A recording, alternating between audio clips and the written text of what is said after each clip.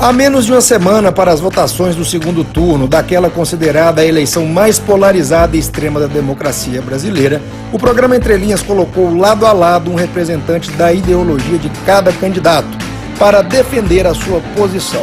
Em uma ponta, o Dr. André Longo, advogado militante do PSL e forte apoiador de Jair Bolsonaro.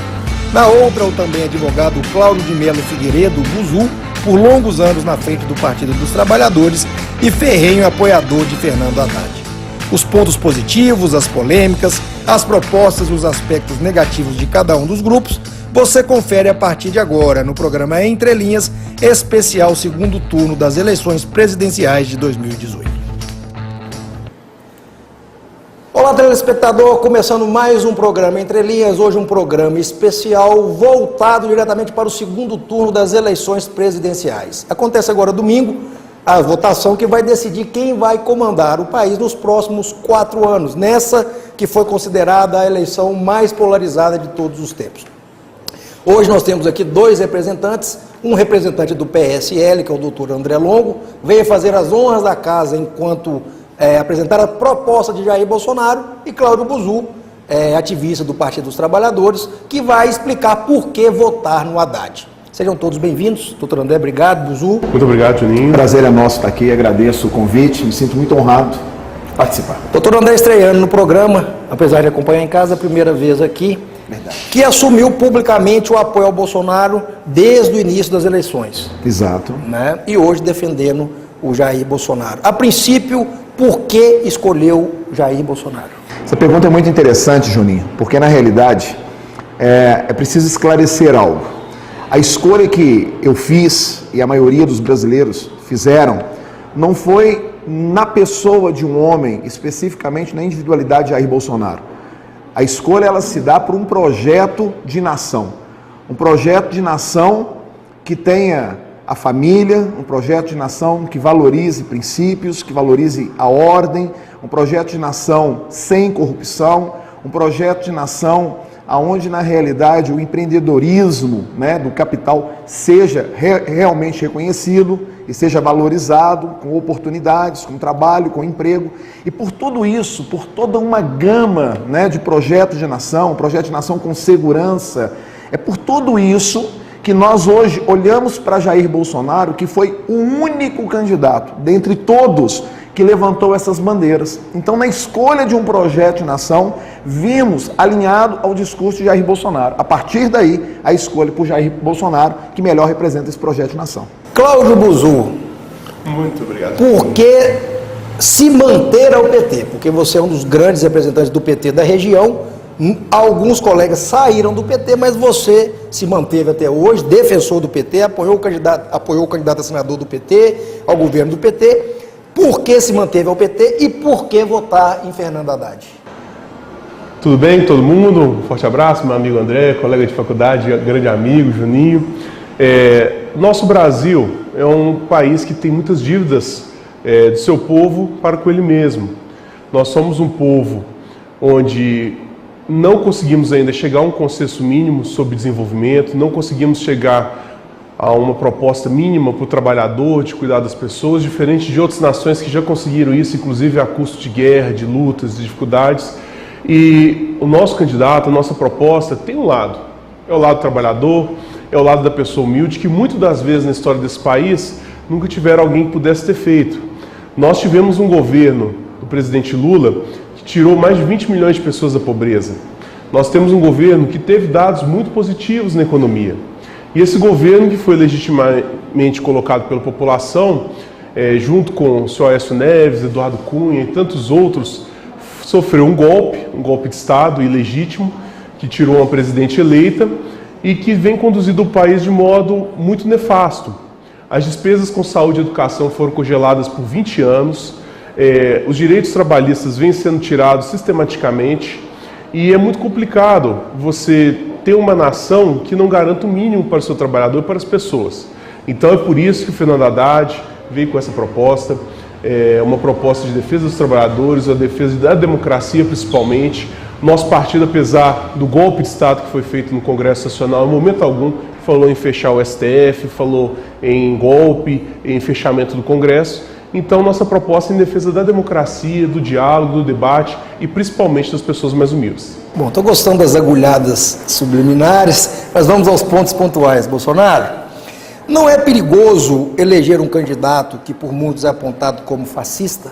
Há algum risco de termos as nossas liberdades cerceadas, caso o senhor seja eleito? Pois então, é muito importante a gente entender alguns conceitos. Nós vamos voltar um pouquinho atrás e entender sempre a estratégia da esquerda, que é o assassinato de reputação. As pessoas ecoam aí, Bolsonaro é fascista, Bolsonaro é homofóbico, Bolsonaro é racista. E tudo isso não passa de um circo, né, de propaganda, de marketing, de destruição de reputação. O que é um fascista? O fascista é aquele que, num regime autoritário, faz com que tudo aquilo que tem uma esfera individual se volte ao Estado. E aí eu pergunto para você, quem realmente é fascista? Quem é que apoia regimes fascistas? É o Bolsonaro? Ou o PT, a esquerda, que apoia regimes como o da Venezuela, regimes como o de Cuba, como Coreia, como Síria, né? Então, na realidade, nunca houve uma postura fascista de Jair Bolsonaro. Nada mais é do que uma brecha que o PT tentou ao longo de toda a campanha eleitoral colar. E as pessoas ficam ecoando isso aí, a fascista, não sabe nem o que é. Racista, nunca foi. Agora, na realidade, chamam ele de homofóbico. Homofóbico por quê? Porque, na realidade, ele quer defender as crianças dentro da escola que estão sendo atacadas por uma doutrinação gay. Bolsonaro nunca teve nada, absolutamente nada contra a opção sexual de uma pessoa. Agora, escola não é lugar de ensinar crianças a fazerem sexo. Você quer ver um exemplo? Doutor Márcio, me permita, aquelas apostilas. As pessoas ficam falando que isso não existe. Eu vou falar da realidade de Sete Lagoas. Eu presido a comissão recursal da Corregedoria. Recentemente entraram com recurso 4 servidores que foram punidos aqui em Sete Lagoas, porque, de acordo com a acusação que veio da Secretaria de Educação, eles haviam se negado a distribuir material didático às escolas municipais. E isso não era verdade. Na realidade, eles fizeram um ofício comunicando à Secretaria o conteúdo, né, desse material. Eu tenho vergonha de ver esse material sozinho. O que dirá uma criança em sala de aula, quando você não vai conseguir ver aí, quando pênis e vagina são expostas, quando o homossexualismo é pregado para uma criança de 6 anos, estou falando de livro infantil. Então a luta de Bolsonaro foi contra isso. E aí a esquerda, que é, na realidade, o governo de 16 anos do Brasil, porque quem colocou o senhor Michel Temer lá, não fomos nós eleitores de Aécio, eleitores de Bolsonaro, não, foram eleitores da esquerda, votaram em Dilma, né? Se algum direito está sendo tirado, esse direito está sendo tirado agora. Por quem? Por quem o PT colocou lá. Então a voz de Bolsonaro é contra tudo isso. Agora, como uma estratégia de campanha, tentam colar títulos no Bolsonaro que nunca corresponderam à verdade. Então não apoiam um candidato fascista. Apoiam um líder que tem, na realidade, uma personalidade, é um cara verdadeiro e muitas vezes, é importante ressaltar, muitas vezes infeliz em colocar algumas expressões que fora de um contexto dão margem a isso. Eu vou optar por não dar tempo às respostas para que vocês fiquem à vontade, porque na verdade não é um debate. É um convencimento do eleitorado que ainda está em dúvida. Cláudio Buzu, seguindo a mesma linha de desconstrução do candidato, o Haddad, ele foi considerado o pior prefeito do Brasil em determinados meios de comunicação. Perdeu no primeiro turno para o Dória. Por que ele seria um bom presidente da República? Ô Juninho, nós temos inclusive a ONU premiando o Fernando Haddad por ter tido um dos melhores planos diretores do mundo. Além disso, o Fernando Haddad pegou um momento muito ruim do Brasil, que foi o impeachment da Dilma, toda a imprensa gerando fatos para não dar sustentação aos candidatos do PT, mas até hoje a gestão do Fernando Haddad ela é tida como uma gestão humana. Em São Paulo, ao invés de fazer o programa Minha Casa Minha Vida nas periferias, longe das pessoas, o Haddad desapropriou lotes, grandes galpões no centro de São Paulo, construiu prédios mais próximos do trabalho das pessoas para que elas não perdessem tanto tempo no deslocamento.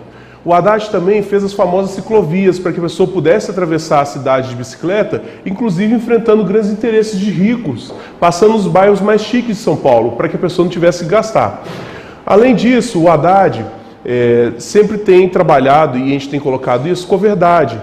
O candidato Jair Bolsonaro o tempo todo desmente a si mesmo. O filho dele mesmo foi na imprensa, tem um vídeo gravado, pode olhar na internet, dele falando no fechamento do STF. Após a repercussão, o mesmo foi no seu Twitter e falou que não, que isso era uma grande idiotice.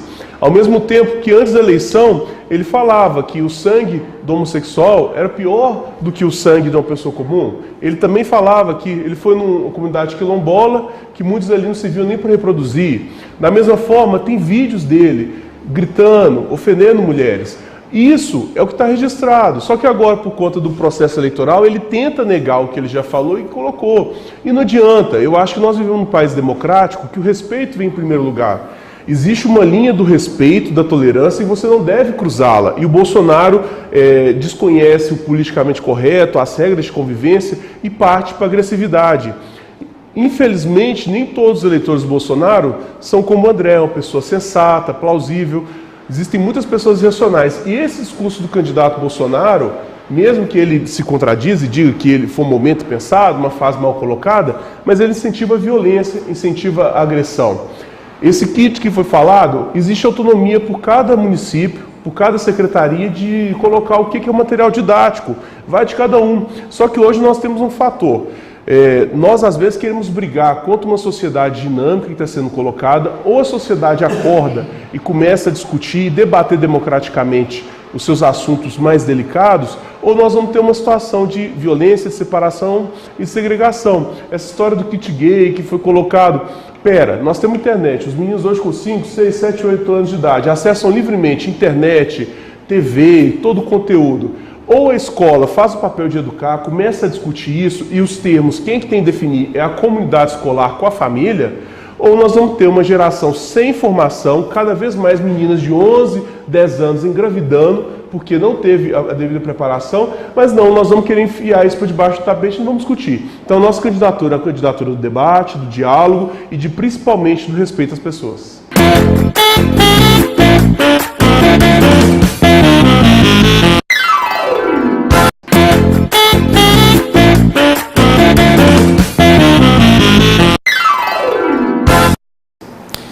André, o Bolsonaro, ele vem, se não me engano, de 4 mandatos, deputado federal? 27 anos servindo 27, no Congresso. 4 ou 5, não importa, ele foi somente legislativo federal. Lançou sua candidatura como presidente da casa nas últimas eleições, teve apenas 4 votos. Você acha que o Bolsonaro tem capacidade para exercer a gestão do executivo, que são cargos completamente diferentes, e ele teria o apoio da bancada, em razão até da própria votação significante que ele já teve, ele teria governabilidade? Não tenho dúvida. Foi um fator que nós pensamos muito. Veja bem, primeiro ele esteve lá 27 anos, fazendo uma conta rápida, eu acredito que quase 7 mandatos, completaria... Sempre no deputado federal. Deputado federal. Vereador, depois... Me parece que sim, uma vez vereador... Sempre no legislativo. No legislativo, nunca no executivo. Uhum. Na realidade, durante esse tempo, ao contrário do que vem sendo apregoado, ele só aprovou 2 projetos, ele apresentou mais de 600 projetos. Esses projetos não foram levados à pauta e os que foram levados foram, na realidade, rejeitados. Por quê? Porque vai contra o sistema que aí está estabelecido.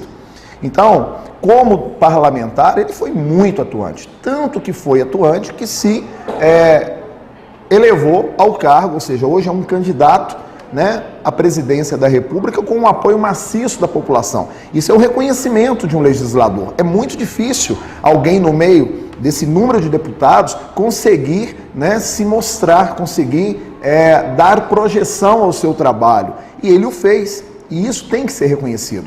Segunda coisa, a formação dele. O Bolsonaro, ele iniciou sua carreira profissional servindo a AMAN. Ele foi a oficial do Exército e todos nós sabemos que só pessoas capacitadas conseguem ser aprovadas e formadas como oficiais do Exército brasileiro. E agora você me pergunta sobre governabilidade. Eu acho que o primeiro passo importante para qualquer administrador é conhecer as suas limitações. A partir do momento que ele começa a construir uma equipe técnica para administrar bem o país, a governabilidade, a credibilidade, a confiança está nisso. Então, por exemplo, ele indica para a pasta de economia, pasta da Fazenda, Paulo Guedes, um dos maiores economistas, não é brasileiro não, do mundo, uma pessoa altamente reconhecida. Prova disso que o mercado financeiro correspondeu bem a sua colocação em primeiro lugar e como favorito agora ser eleito presidente da República. Isso gera credibilidade. E aí, nós viemos agora à eleição do Legislativo. Ele fez com que um partido como o PSL, antes sem nenhuma expressividade no âmbito nacional e nos estados, eleger o maior número de deputados, diga-se, aqueles que mais votados foram na sua campanha. Então a governabilidade está nisso. E eu digo mais, acho que na forma de administrar e de governar, Bolsonaro certamente valorizará a pessoa do deputado. Nós não estaremos mais reféns daqueles grandes caciques da política, que foram justamente que articularam, né, pela troca entre Dilma e Temer. Pessoas que antes estavam alinhadas ao PT e hoje estão, né, apoiando o Temer. E eu acho engraçado, eu queria só fazer um contraponto naquilo que meu amigo Buzu disse, chamam de golpe. Mas agora nas eleições, o mesmo partido que eles acusam de golpe foi o partido com o qual o PT dobrou na maioria dos estados. Então, quer dizer, esse jogo político foi justamente aquilo que foi rejeitado pela população. Por isso que Bolsonaro teve esse reconhecimento, através do seu discurso verdadeiro, transparente, direto, né, muito franco, e a população entendeu essa linguagem e vê na pessoa do Bolsonaro essa possibilidade de liderança e de governabilidade. Buzu, o PT esteve no poder, no mínimo nos últimos 12 anos. Tirando a parte do impeachment, vamos pegar aí o Lula, um da Dilma e mais um tempo. Você me falou sobre o estímulo do Bolsonaro à violência, mas o PT apoiou as invasões agrárias do sem terra, inclusive armadas. O PT sempre teve a bandeira vermelha, agora na reta final trocou o slogan para o verde e amarelo. Dentre outras coisas, a questão do impeachment, por exemplo, o PT votou a favor do impeachment do Collor, mas fora isso, se não me engano, teve mais de 15 ou 16 tentativas de impeachment contra o Fernando Henrique. Não falta ao PT, ou no caso a campanha do Haddad, principalmente desses atos de trocar a cor do partido, dentre outros, falou a princípio da mudança da Constituinte, agora recuou um pouco de coerência da bandeira do PT em relação às ondas eleitorais? Eu creio que não, Juninho. Eu acho que isso está muito claro. Primeiro, mudança da cor. Quem tiver curiosidade, pesquisa os materiais do Lula e da Dilma, todos tiveram cores verde e amarela. Inclusive no segundo turno, porque a campanha deixou de ser uma candidatura do PT com a Haddad. Ela veio agora com o PSOL, outros partidos declararam apoio, o próprio PDT. Então, nossa campanha tomou uma outra dimensão.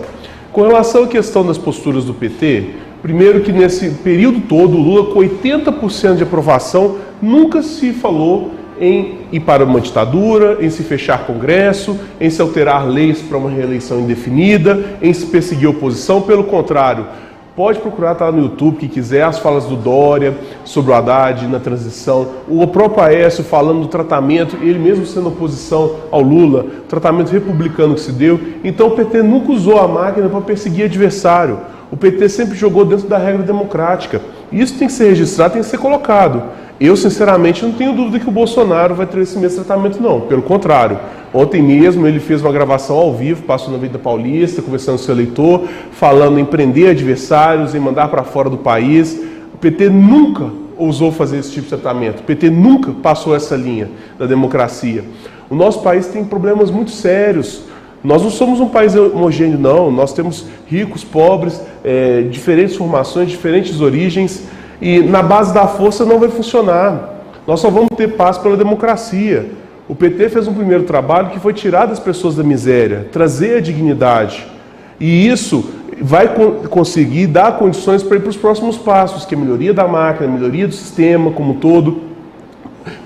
Contradizendo um pouco o que o André colocou com relação ao Paulo Guedes, a proposta do Bolsonaro é uma proposta liberal. Você que está aí na sua casa, como 80% dos brasileiros, ganha entre 1 e 2 salários mínimos de renda. Então vamos falar que você aí tem em média R$2.000 de salário. Cerca de 33% do seu salário é impostos. Então para uma pessoa que ganha em torno de R$1.000, o salário mínimo por mês, isso dá em torno de R$330 de imposto. Pela proposta do Bolsonaro, nós vamos cortar os impostos. Ou seja, você não vai pagar mais seus 330, vai pagar bem menos. Mas em compensação, você com esses 330 vai ter que pagar saúde, educação e assistência social, porque o Estado tem um custo, o Estado tem um patamar. Então a proposta do Bolsonaro tem o lado do rico, o lado do empresário. Nosso país tem dívidas que tem que ser feitas, então isso tem que ficar muito claro. A proposta liberal só interessa para quem é rico, porque o pobre já vem sendo massacrado e essa é a proposta deles. André, nós temos hoje uma inigualável bipolarização da política. Você não acha que os votos de Bolsonaro são mais para ir contra o PT do que para o próprio Jair Bolsonaro? Ou seja, é um voto de negativação. Voto no Bolsonaro porque não quer ficar mais como está. Não acredito dessa forma. Na realidade, nós entendemos o seguinte: a nação ela não pode estar dividida, né? Eu tenho um carinho imenso pelo Buzu, como ele disse, somos, né, amigos há muitos anos e a nossa amizade extrapola a política, é uma pessoa extremamente respeitosa, que eu gosto, mas a verdade ela não pode ser escondida. O Partido dos Trabalhadores dividiu o país, dividiu entre brancos e pretos, negros, dividiu entre ricos e pobres, dividiu entre sulistas e nordestinos, entre héteros e homos, e na realidade isso não é por acaso. Dentro da cartilha marxista se divide para conquistar. E na realidade eu entendo que o voto pelo Bolsonaro não é um voto antipetista, é um voto pela mudança. É um voto pela mudança. Quando nós credenciamos ao PT, né, os 2 primeiros mandatos de Lula e todas aquelas ações sociais que precisam ser reconhecidas, na realidade nós estamos falando de uma economia que foi implantada no governo Fernando Henrique, de que o Lula inteligentemente se valeu. O problema é que o mundo, Juninho, ele é dinâmico, as coisas são dinâmicas. Por exemplo, o PT vende a ideia de que ser pobre é bom.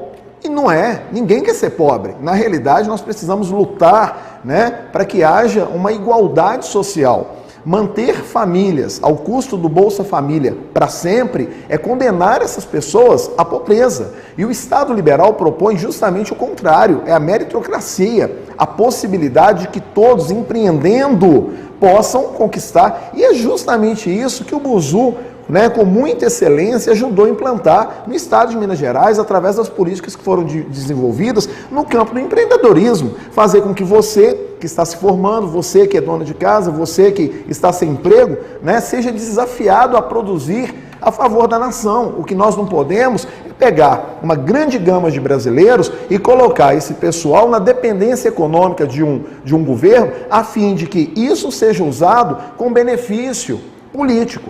E me assusta, porque quando nós nos deparamos com os gráficos das pesquisas eleitorais, o maior eleitorado do PT está na miséria e na ignorância, na falta de conhecimento. Quando você percebe nas pesquisas que vota no PT na grande massa, quem não tem sequer a 4ª série. Isso precisa ser mudado. É por isso que eu digo que o voto de Jair Bolsonaro não é um voto única e exclusivamente, eu não quero mais o PT. Porque a gente também não pode demonizar o PT, não. O PT precisa ser reconhecido como partido, né, como uma composição política importante na história do país, mas os erros precisam ser corrigidos. E um dos erros que o PT precisa corrigir, até por uma questão de sobrevivência, é não fazer com que as pessoas que compõem os seus quadros sejam maiores do que o próprio partido, como quiseram fazer com Lula, né? O Buzu bem coloca aqui a necessidade de respeito às instituições democráticas. Puxa vida, um cara que foi condenado por um juiz federal, teve a sentença, né, mantida e a pena aumentada por um colégio dentro do Tribunal Federal,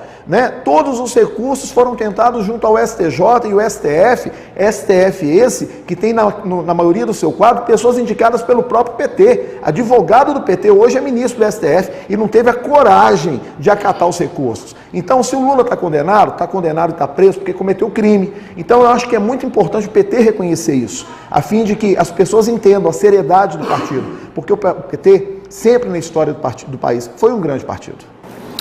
Buzu, a Dilma deixou o país quando saiu com quase 14 milhões de desempregados. Já havia aí o 3º mandato da série Lula. Teve o ápice econômico com Lula, herdado da estabilidade econômica do Fernando Henrique. O Lula investiu em setores sociais, expandiu acesso à educação, dentre outros benefícios.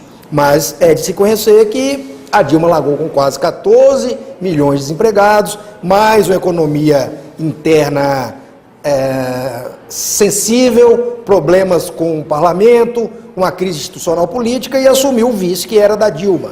Então hoje nós temos um reflexo do governo PT, que foi eleito como PT. Não foi só do Temer, não sei o que foi a responsabilidade de cada um. Por que dizer que o Haddad vai melhorar sendo que o estado atual é resultado de um governo anterior do PT? Primeiro nós temos que pontuar com muita clareza que o Brasil, até 2002, não existia para o pobre. Aeroporto era para o rico, financiamento de casa era para o rico, conta em banco era para o rico. Então nós tínhamos um país para 30% dos brasileiros e os outros 70% que geravam toda a riqueza, que produziam tudo desse país, não tinham acesso aos bens que produziam. Esse é o ponto fundamental. Quando meu amigo André coloca essa questão, o PT dividiu, o PT não dividiu não, o PT apenas colocou para dentro do poder as pessoas que nunca tiveram representação e espaço. Os negros, diferente dos Estados Unidos, quando houve a libertação dos escravos, que eles receberam um pequeno pedaço de terra, receberam um salário e tiveram a condição de iniciar a vida, no Brasil o negro se abriu a porta da fazenda e falou, vai buscar o seu caminho. Não houve uma política de inclusão. E nós estamos resgatando através das cotas que foram políticas do PT. Vai chegar um momento que nós vamos ter as famílias negras com advogados, com médicos, com engenheiros, como já tem acontecido, tendo acesso a essas mesmas condições e oportunidades. Da mesma forma, você vai para o interior do país, onde não se tem absolutamente nada, e você começa a gerar oportunidade, você faz a transposição do São Francisco, você tem um Bolsa Família para garantir uma renda, e aí você tem lá 20, 30, 40 famílias recebendo Bolsa Família, aí você já tem uma padaria com um funcionário fichado, e depois você tem uma loja de imóveis. Bolsa Família é um grande programa econômico para garantir uma renda em locais onde não se tem. O Mais Médicos, tão criticado pelo Bolsonaro. Você vai pegar um médico brasileiro que dificilmente atende no interior e mandar ele lá para o interior do Amazonas, ele não quer ir, por isso que você precisa trazer outros profissionais. Então o PT trouxe para dentro do mapa quem não existia. A questão econômica foi colocada pelo Juninho. Todo ponto começou em 2014. Nós já tínhamos uma situação internacional difícil, porque a China tinha parado de comprar tanto, porque ela fez os seus estoques, então começou a reverter um pouco a balança comercial. A Dilma tentou mandar as medidas de correção no Congresso, e o Aécio, logo no dia seguinte à eleição, já falou que ia questionar, que não deixar administrar. O Cunha, cada proposta que a Dilma mandava para gerar economia, ele fazia aumentos, aumentava, gerava incerteza. Quem era empresário virou e falou, olha, peraí, nessa briga política eu vou investir para poder perder meu investimento? Então esse foi o grande ponto que começou a degradar a economia. Então, a crise política, inclusive Jair Bolsonaro deu sustentação para o Temer, votando contra as investigações, ou então votando a favor dos projetos de lei que o Temer mandava para o Congresso, posicionando-se a favor do impeachment. Eu não vi em momento algum, gostaria do Bolsonaro fazendo alguma declaração, fazendo uma grande mobilização contra o Temer foi gravado na JBS, o Bolsonaro não se posicionou com relação a isso. Então, que mudança de sistema é essa que eles tanto colocam, tanto pregam? Então, nós precisamos ter essa consciência, nós precisamos incluir as pessoas, o governo é para todos, não existe riqueza que não seja produzida pela mão do trabalhador, e ele também tem que ter esse direito a participar. André, na campanha o Bolsonaro teve algumas atitudes, no mínimo, criticáveis. A primeira delas é dizer que, caso não fosse eleito, não aceitaria a eleição, se não fosse no primeiro turno. Tivemos recentemente uma manifestação dizendo que ele não sabe se vai optar pela lista tríplice, no que diz respeito à escolha do procurador. Se for indicado alguém ou apontado alguém com tendência esquerdista, que ele não vai considerar. E recentemente agora o filho dele manifestou de forma infeliz ou mal interpretada a questão de fechar o Supremo. Isso não é um tendencionismo ao militarismo, à volta do militarismo, ou é somente questões mal interpretadas?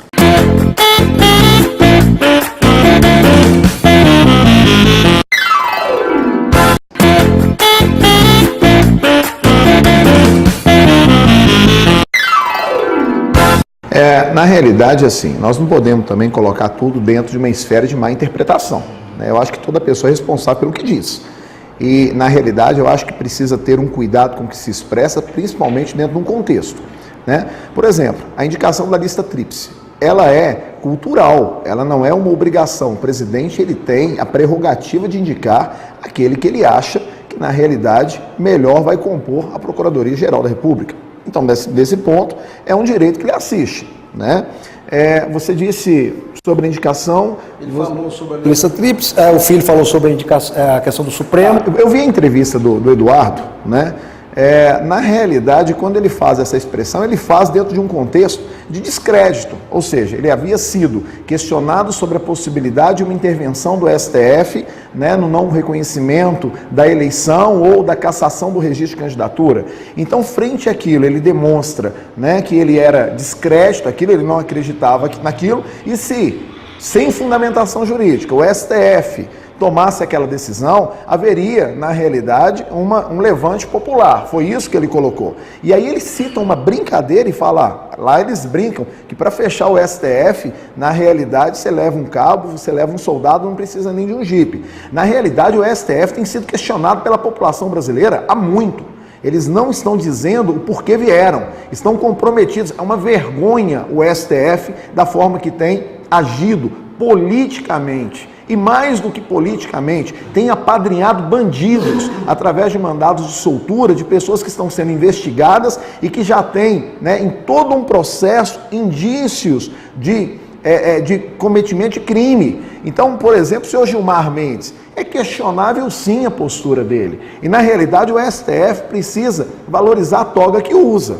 Então, na realidade, o que ele quis expressar foi esse descontentamento. Infeliz, no meu modo de ver, infeliz, né? Você disse outra coisa também no tocante... O Bolsonaro, que ele falou na véspera do primeiro turno, que se ele não fosse eleito ou se não fosse para o segundo turno, ele não aceitaria o resultado das eleições. Você sabe por que ele disse isso, Juninho? Porque na realidade nós tivemos 7 milhões de votos nulos, e eu não estou falando 7 milhões de pessoas que foram lá e anularam seus votos, foram votos que não foram devidamente registrados. A urna eletrônica é uma vergonha e nós não acreditamos. Aqui em Sete Lagoas foram centenas de ocorrências policiais de pessoas que tentaram votar o 17 e não tiveram seus votos finalizados e confirmados. É contra isso que ele está falando. E na realidade isso precisa ser contextualizado. Agora, pausa. Obviamente, assim como o Trump, que tem sido um excelente gestor nos Estados Unidos, erra muito no falar e ele vai ter que amadurecer muito nesse sentido. A gente não pode fechar os olhos para isso.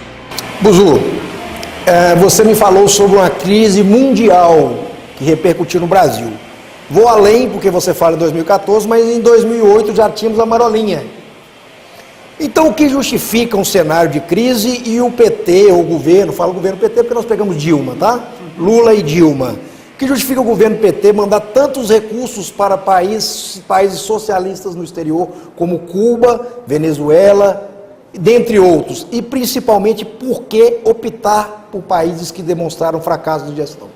Ô Juninho, o que o Brasil fez foi basicamente o que os Estados Unidos fizeram a vida toda. Os Estados Unidos, berço da democracia, da liberdade, defensor das eleições livres, financiaram a vida toda a Arábia Saudita, que inclusive matou um jornalista recentemente. Continua financiando regimes ditatoriais pelo mundo. Durante a ditadura militar, um dos maiores investimentos dos Estados Unidos era das ditaduras da América do Sul. O que o Brasil fez muito foi abrir mercados em lugares onde ele nunca procurou ter relações, como na África, na América Central, na América do Sul. Por quê? Sabe quem ensinou isso para o Brasil? Não é recente, não. A Inglaterra, na época, antes mesmo da independência do Brasil, financiou a construção de obras públicas aqui no Brasil em troca de abrir o comércio e o mercado local. Porque não adianta, se nós continuarmos feitos só por questões ideológicas, para vender só para os Estados Unidos pela relação, ou só pela China por uma outra questão, quando tiver qualquer crise econômica nesses países, nossos empresários estão apertados. Então o PT abriu relações com outros países, e não foi só com esses países não, Juninho. Por exemplo, nós sempre compramos só equipamento militar dos Estados Unidos. Isso é histórico, e o Brasil abriu com a Suécia. Os caças que nós adquirimos, caças Gripen, abriu um mercado muito interessante junto à Suécia. A Suécia hoje tem importado peças de caminhões e outros produtos brasileiros. Então nós temos que olhar o Brasil do modo grande, e não só num viés ideológico. Porque determinado país tem uma política que é diferente da nossa, nós não vamos comercializar com eles. Então isso nós temos que ter esse cuidado. E só para complementar, eu acho que o PT é feito de pessoas, tem os seus erros, o próprio Delcídio, o Lula teve erros, por exemplo, na questão de condução da escolha de seu sucessor, do modo de se tratar, mas os acertos são muito maiores. Nós também fazemos essa autocrítica, mas em momento algum o PT falou em mudar a regra do jogo. Eu e o André, nós somos advogados, Juninho também. Eu gostaria que os meus processos caminhassem na velocidade que o do Lula caminhou. Em 9 meses o Lula foi julgado em primeira e segunda instância. Então eu gostaria também que meus processos tivessem a mesma velocidade. Então você aí que tem uma ação, às vezes contra uma pessoa, cobrando um valor, demora 2, 3, 4, 5 anos, o processo do Lula passou na frente mais de 300. Ah não, mas o Lula é uma pessoa diferente, tinha que ser mais rápido. Então não existe isso que as pessoas são iguais perante a lei.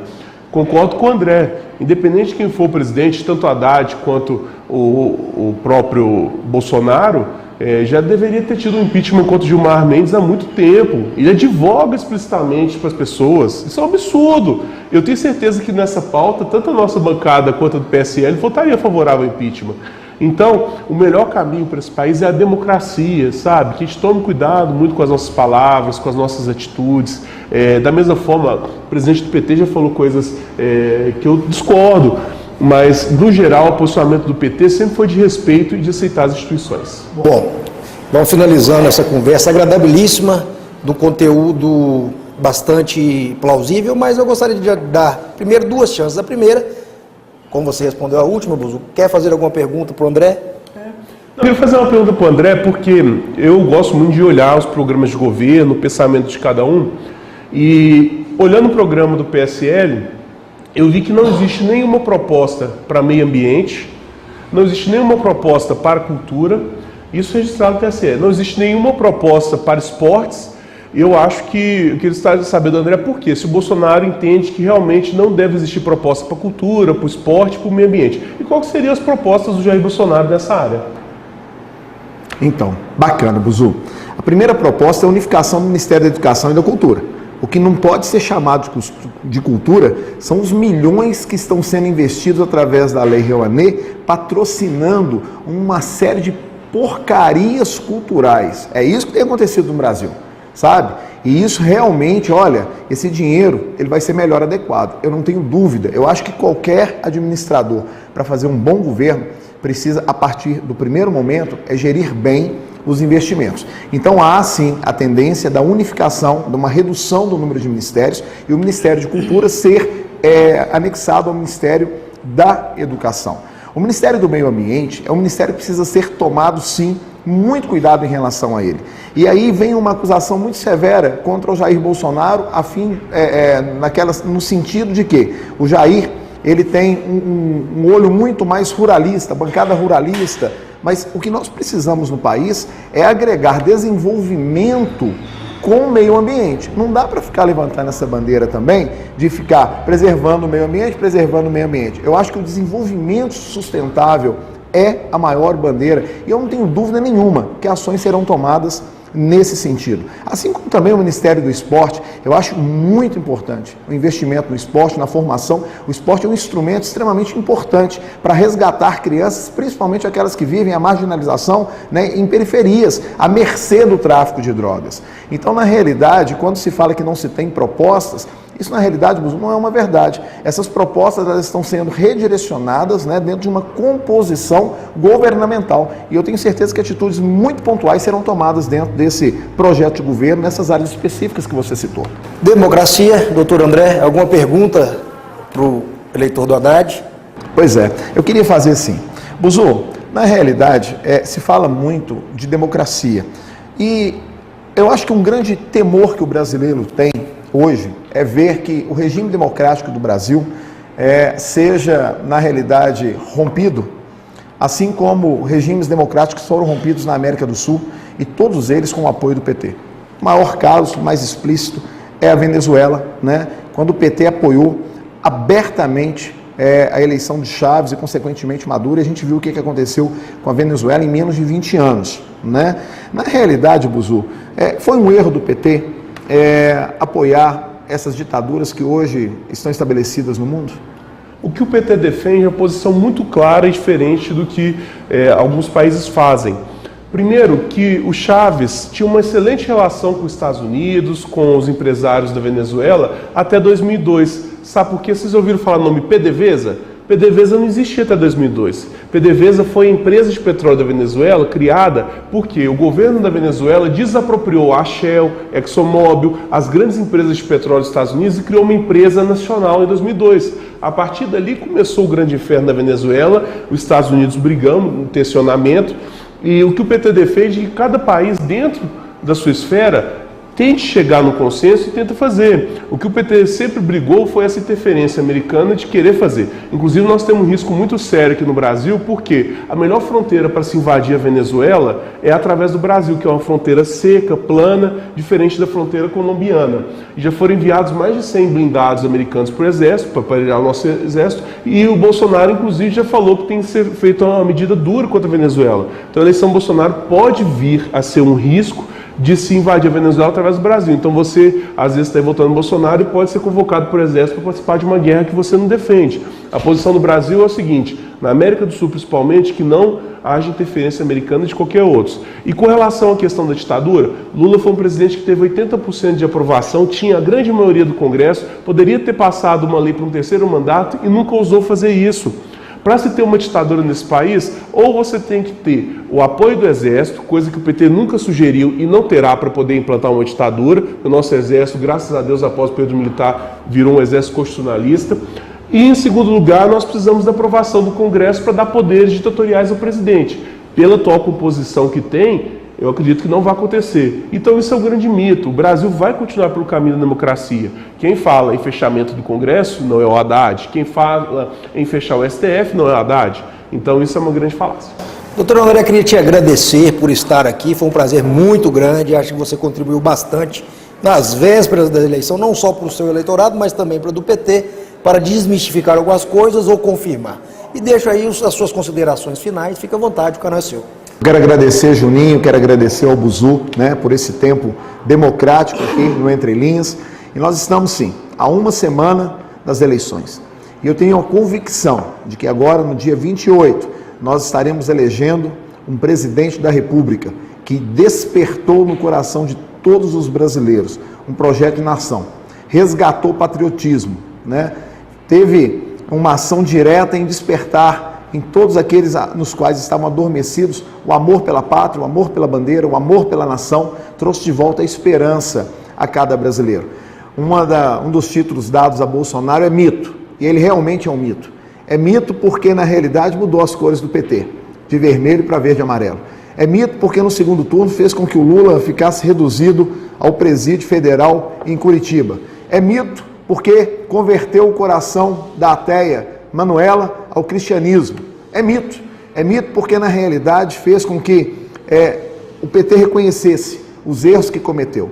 É mito porque, dentro das bases do PT, fez com que pessoas pensantes, e são muitas, um bom quadro o PT tem, tivessem uma posição contrária ao rumo que a campanha do PT estava tomando. Mas, sobretudo, é porque nos traz a esperança de dias melhores. Votar Bolsonaro é votar por um país que vai incentivar o empreendedorismo. Votar em Bolsonaro é votar pela ordem constitucional. Votar em Bolsonaro é votar pela disciplina nas escolas. Votar Bolsonaro é resgatar a autoridade dos pais sobre os filhos, dos professores sobre os alunos. Votar em Bolsonaro é valorizar as forças de segurança. Votar em Bolsonaro significa dizer não à bandidagem, punir quem cometer crime. É isso, é por isso que nós caminhamos com 17, sabendo nós que não teremos dias fáceis, o desafio ele é muito grande, e que o Bolsonaro, ao receber o voto de milhões de brasileiros, tem a responsabilidade no uso do mesmo, porque os mesmos que elegem nas ruas são aqueles que gritam contra aqueles que eleitos foram e decepcionaram ou traíram a confiança do eleitor. Votamos na esperança de um projeto de nação, por isso que votamos Bolsonaro 17. Muito obrigado. Obrigado. Buzu, que privilégio, vai ficar com a palavra final. Agradecer novamente a sua presença, a sua boa vontade, te parabenizar pela defensoria das suas ideologias, sempre põe a cara no momento bom ou ruim, e agora os momentos finais para você também explanar suas ideias na véspera da eleição. Obrigado, Juninho, obrigado, meu amigo André, pelo debate aí, todos. Na próxima eleição, nós temos dois caminhos muito claros a ser seguidos.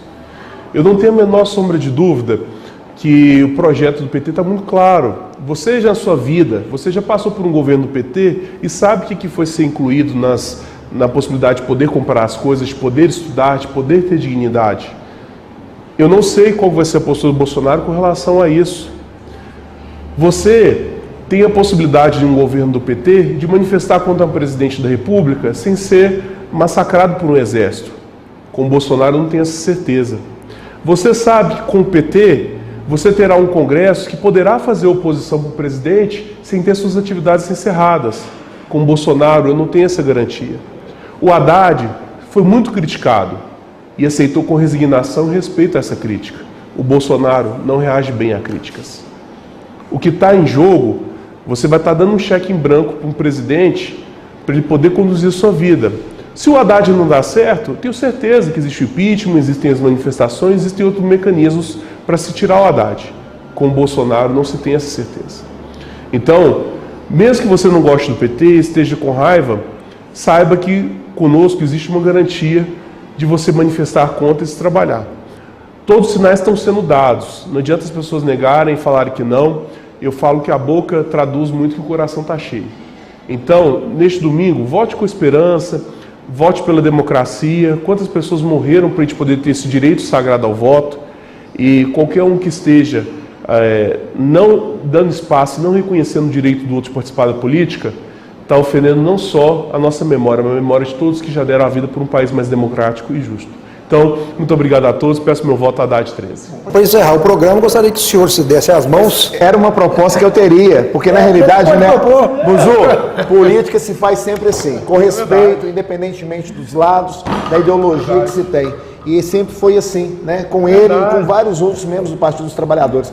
Então, independentemente do resultado agora, no dia 28, nós temos um país que precisa estar unido pela governabilidade dele. Boa sorte para vocês. Bom, eu estou muito tranquilo, porque eu estou aqui no meio de vocês dois, e essas eleições não foram fáceis. Mas saio tranquilo, saio orgulhoso de ter proporcionado esse evento. Eu acho que foi fundamental agora nas redes sociais ao vivo, para o país inteiro, para o mundo inteiro, conhecerem de fato pessoas coerentes, porque eleição não é disputa de futebol, eleição não é disputa de camisa, eleição é o destino que o nosso país vai ter. Votem consciente no próximo domingo, independente de quem seja, que nós possamos ter, seja com Haddad, seja com Bolsonaro, dias melhores. Até o próximo programa, muito obrigado, tchau. Olha o joia do Bolsonaro.